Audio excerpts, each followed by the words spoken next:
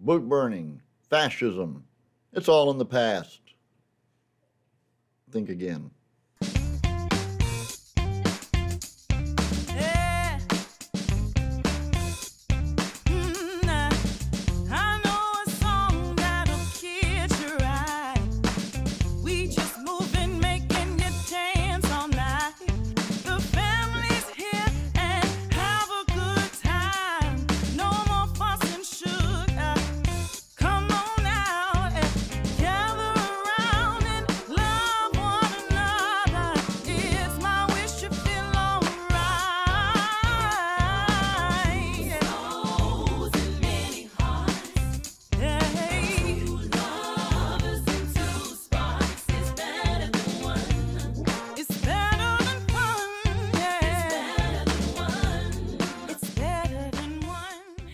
The Deutsche Studentenschaft, the Nazi German student union, launched a book-burning campaign.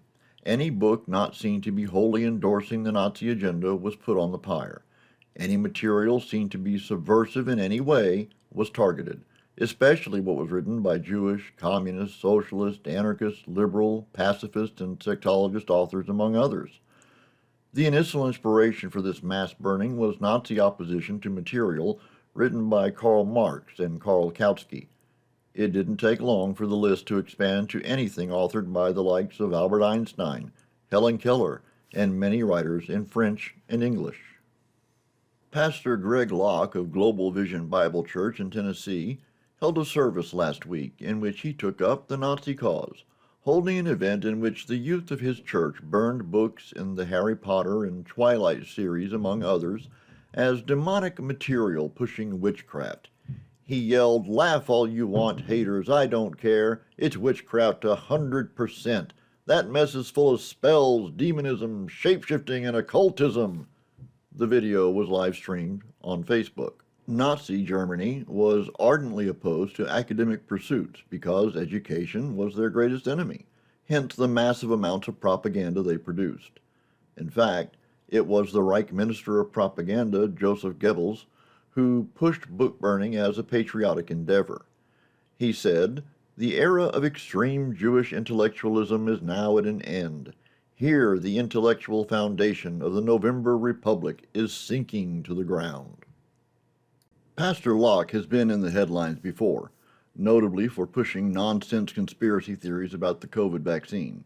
He has railed against the LGBTQ+ community and spoken about what he calls racism nonsense, while decrying teaching the history of slavery and racism as simply being critical race theory, displaying an astounding ignorance as to what that term actually means, ignoring that it is not taught in any elementary or secondary school in the United States.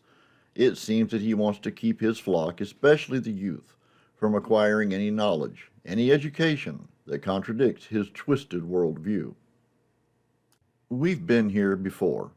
Many of us had relatives who literally fought in the European and other theaters during World War II to end the monstrosity that was fascism.